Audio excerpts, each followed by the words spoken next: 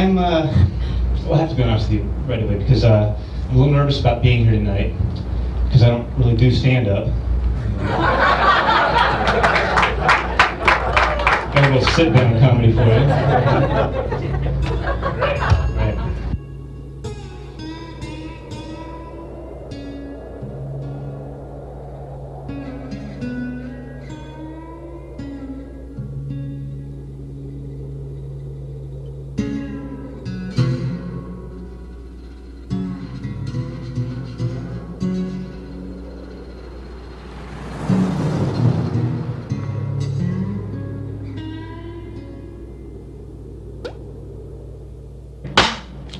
At what point did you know that you were going to crash? May 26th, 1991. While competing at an air show, the plane I was flying went into a deep stall, and I was unable to recover.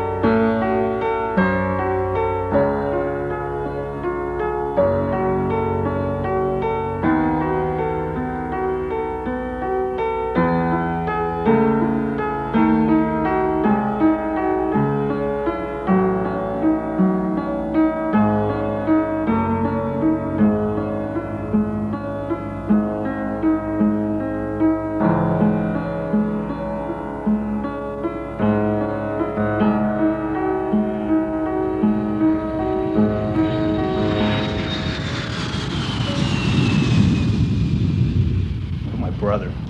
He was the one, he kept me cracked up. That's probably what saved my life, I'll tell you that.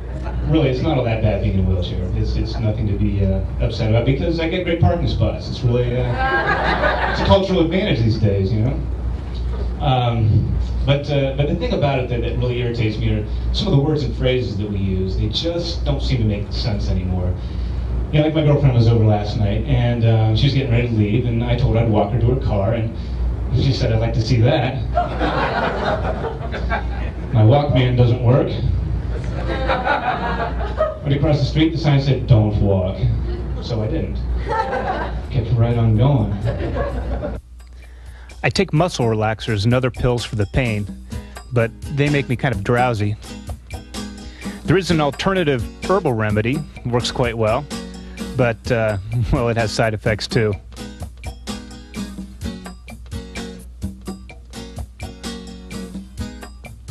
I try to visualize my nerve cells regrowing and reconnecting.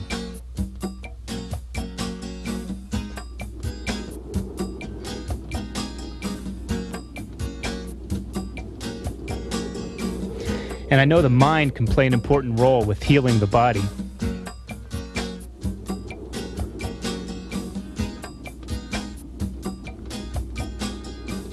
My paralysis was incomplete, so I still have some movement and sensation in my legs. And with the help of braces and crutches, I'm able to get up and walk a little bit. As of yet, I can't go very fast or very far, and it takes a lot of my strength and most of my concentration. I was out walking around by the pool one day, and I have all the braces on, and this guy was walking by, and he saw me because it's really slow and measured when I walk, and he saw my leg brace and goes, "Oh, what'd you do to your knee?" And then I went through the whole thing, explained I broke my back in a plane crash and all that, and he goes, "Well, consider yourself lucky. At least you're not in a wheelchair." And I'm like, "Oh yeah, wouldn't want that, Oh darn." Yeah, there's a lot of things I can't do anymore. And yeah, sometimes that bothers me, but there's so many things that I can still do, like play guitar, and there's things that I'm doing, like making film, that I didn't really do before. So I don't have enough time in the day to do the things that I can do, much less worry about the things that I can't do.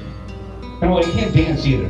No, can't dance. Can't do that. I know what you might be thinking. Yeah, you've probably seen people dancing out there in their wheelchairs spinning around, but no, I cannot dance. I have 2 left wheels. It just is really bad.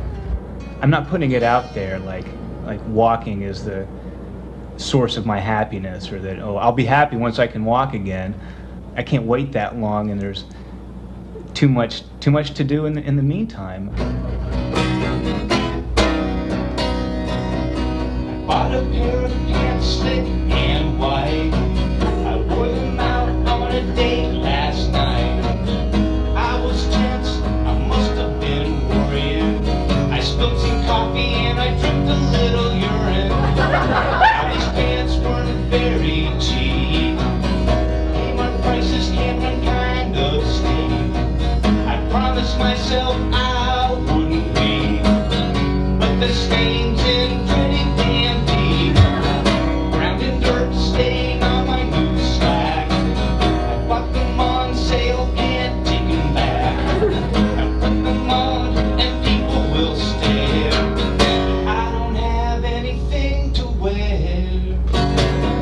Can you show me how to use this dryer? Maybe I should set these pants on fire. I soaked, I scrubbed, and I sprayed them. I shrunk them up, but the colors have faded. Yeah, first I washed, and then I dried. Clorox bleach, ultra tight. Somehow I just cannot clean them.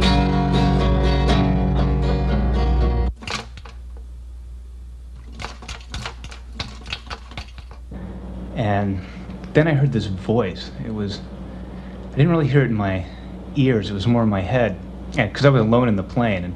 But I heard this presence, this voice, asking me if I wanted to live or die. And I'm like, well, I knew I was going to crash a plane, so maybe dying wouldn't be such a bad idea, because it was, it could have been pretty nasty. And I thought about it, was put very matter-of-factly, that there'd be no dishonor or karmic consequence if I chose to die. But I chose to live, and I felt it was a conscious thing, and from that point, the whole rest of the way down, I felt calm and comfortable, and I knew I was going to live. And I also knew that I would be okay, like who I am as a person, I would still be able to maintain that. I pretty much knew I wasn't going to walk out of it, but I was conscious all the way down, even when I hit. What was the first thing you thought of once you hit the ground? Well, I looked around and I saw that I was still okay, I was still alive, but I knew I had broken my back because I couldn't move my legs, and I thought, fuck, I broke my back, now what?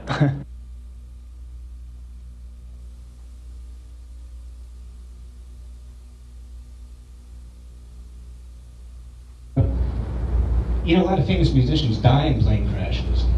Like Buddy Holly, Ritchie Valens, Glenn Miller, Leonard Skinner, Stevie Ray Vaughan, who else? Otis Redding, Patsy Cline, the list goes on. But I survived my plane crash, I sure did. I guess it wasn't famous enough.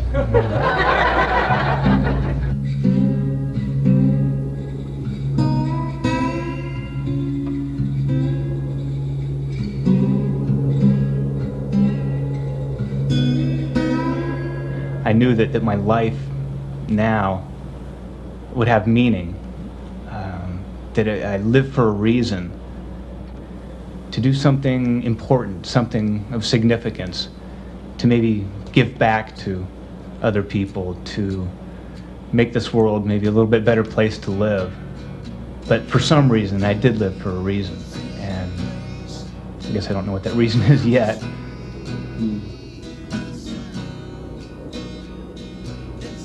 I guess breaking my back has been sort of like getting a flat tire. I've had to pull over along the road of life and fix it, and deal with it the best I can, and then get back up and keep on going. Some people say life is too short, but life is just too long to be miserable.